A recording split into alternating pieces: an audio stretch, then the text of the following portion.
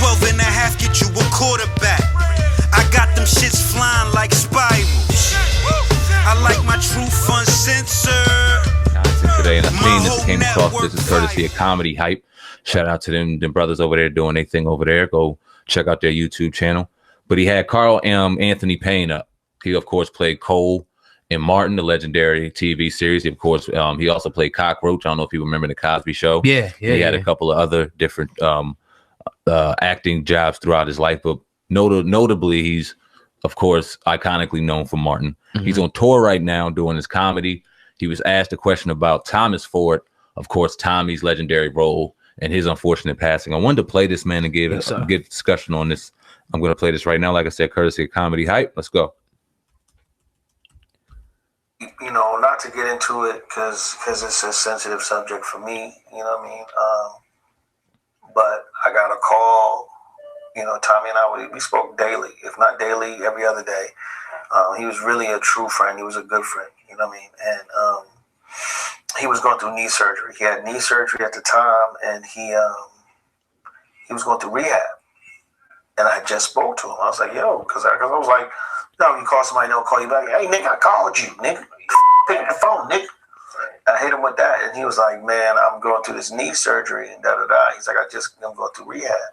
And that's the thing, too, because I seen it on his, like, Instagram page or social media page. And I was like, all right, cool. I was like, I'm going to be there next week, whatever. And he was like, all right. And after that, I got a call from Tashina. Tashina had me like, hey, you spoke to Tommy. You heard about Tommy? I was like, yeah, he hurt his knee. He in rehab. She was like, no. She was like, nah, he's not doing well. You got to get down here. And I was like, what you mean? And she was like, you got to come. You know, he something happened and he might not make it through the night. And I was like, stop. Like, you playing. Like, I just, like you know how shit be surreal? I was like, yo, I just talked to him when he was like, no, like, you playing with me right now, right? She's like, no, Carl, for real. She's like, I just got off the phone. And I was like, okay. So I went and I immediately tried to book a ticket, but it was too late in the day. Their last flight was leaving already, right? So I had to catch like the 5 o'clock in the morning flight. And I went straight to the hospital. And it was crazy because I seen my man laying there, man, with the...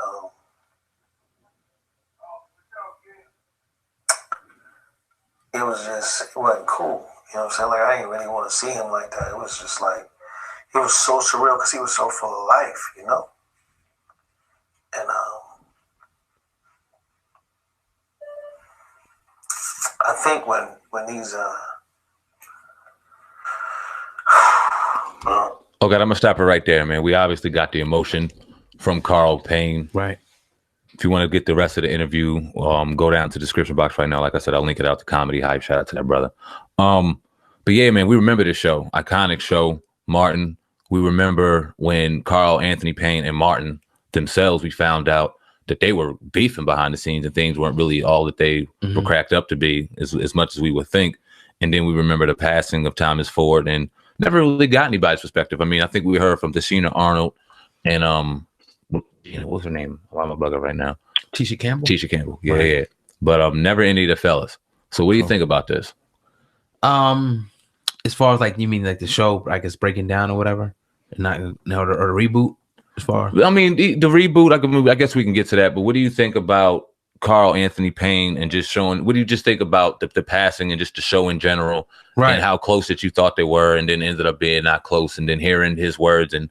Yeah, I mean, it seemed like, you know, to me that they, you know, that he was hurt, you know what I mean, by him, you know, leaving, and that how so suddenly he can go from, you know, being vibrant and alive to just dying, you know, being on his deathbed. So, you know, I know there was issues with him and Martin, you know what I mean, as far as, you know, him feeling like that he was maybe stagnated a certain way by, I don't, you know, y'all could find the audio, you know, and find that's out there on YouTube right now. But I don't know. I know growing up, man, like that was a show that got us like pretty much through life. Like that was a part of our regular routine. I think it was Thursday night. It probably came on, right? I think so. Maybe Thursday night, UPN, one of them joints. Yeah, and it was like, Yeah. I know it bounced through a few stations or whatever, probably over the time. But yeah, I mean, so to see this now and to see it definitely hurts a little bit. But I can't say that I'm that attached, you know what I mean, to that particular character. What do you think about this? Because anytime we look at him now, we'll always think of Cole.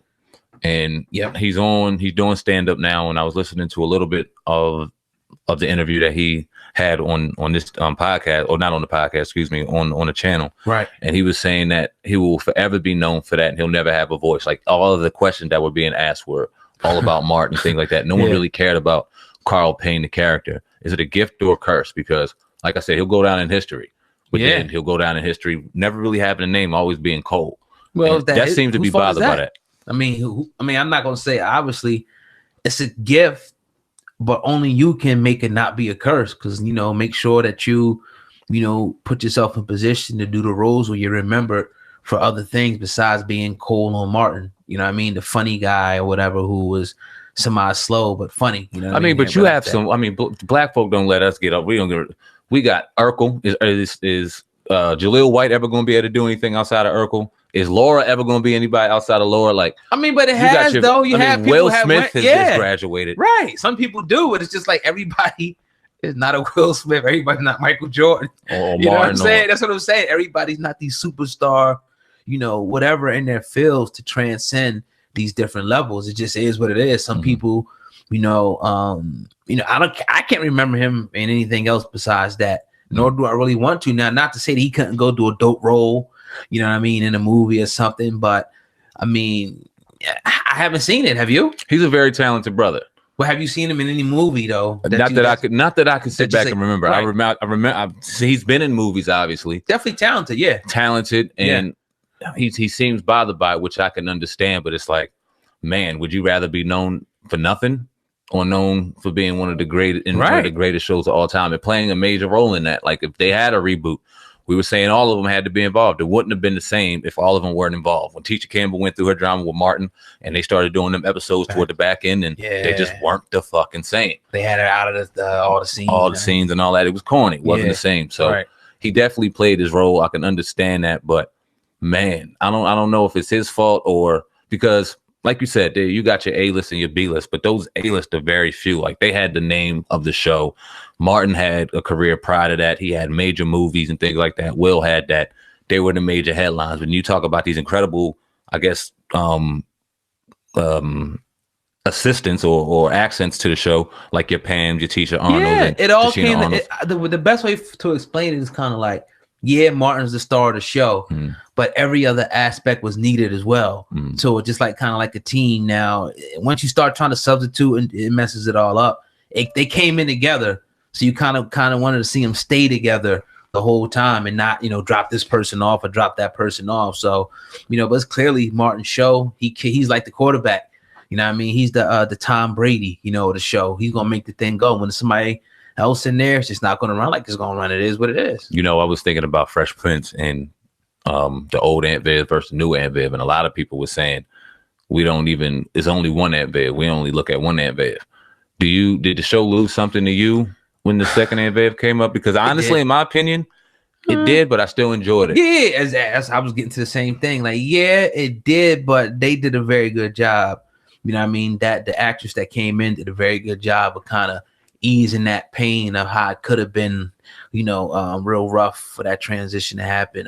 But I still watched it and still, I don't think it took away from the show at all. I'm just being honest. Nah, I mean, I don't know if that was season 2 or 3, so the show was still young, but it was hot. Will Smith was dropping a damn bomb every summer in great movies and things like that. Will Weekend or whatever like that. Right. And it was definitely a hit. We were looking like, damn, where's Aunt Viv at? But I don't think it took away with it. Not the way Martin and Gina took away. The chemistry was just so crazy. And I don't know if to blame that on writers. Martin was going through his shit during that time. He was going through a divorce. He was going through his crazy, that moment. We all remember that. So it was a whole lot of things going into that. But we had some great TV shows, man, the sitcoms back then that we just don't have now. What happened to them, though, Sam, man? Let's talk about that real quick. Like, what happened to those? Even though we talked about this before, but like you had like your Family Matters, these core like shows, the Cosby Show, that kind of showed us in a light to whereas it was like you could sit down with your family not have to worry about seeing nothing crazy or hearing nothing crazy. It was just family stuff. It was core lessons in there. You know, he messes up, he gets into something, his dad comes in, you know what I mean? Just they had that family structure. The pop was successful, they were black men, and mom was successful, she was a lawyer, right? Whatever.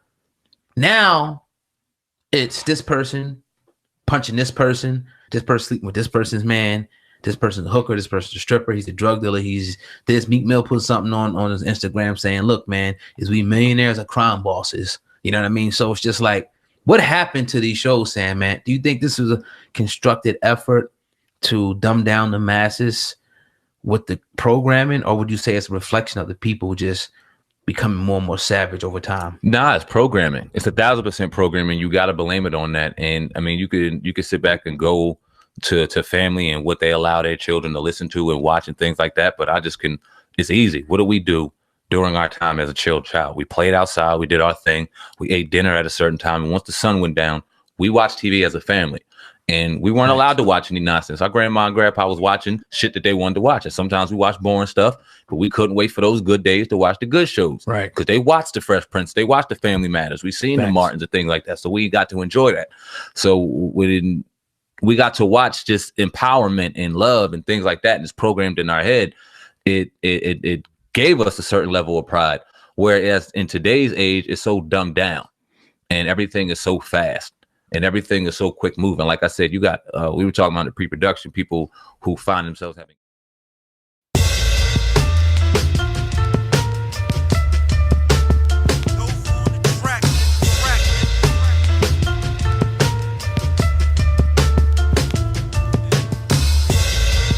I like my truth uncensored. My whole network viral. 12 and a half get you a quarterback. I got them shits flying like spirals. I like my truth uncensored. My whole network viral. 12 and a half get you a quarterback. I got them shits flying like spirals. You're now tuned into the greatest. Motherfucker, you ain't never lie. If them people watching us like YouTube, then tell them motherfuckers